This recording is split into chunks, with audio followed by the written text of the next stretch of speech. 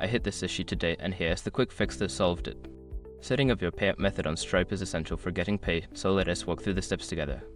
Step 1. Log into your Stripe account.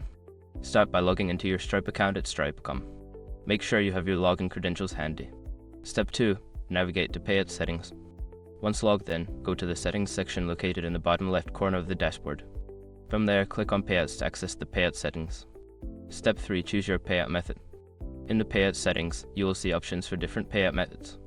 Select the one that suits you best, such as bank transfer or debit card. Step 4. Enter your payment information. Fill in the required fields with your payment information. This typically includes your bank account number and routing number if you chose bank transfer. Note: double check your routing number. Entering an incorrect one can delay your payouts. Step 5. Save your changes. After entering your payment information, make sure to click the Save button to finalize your payout method setup. You should see a confirmation message once it's saved. Now you're all set to receive payouts through Stripe. If you run into any issues, their support team is always ready to help. Happy selling!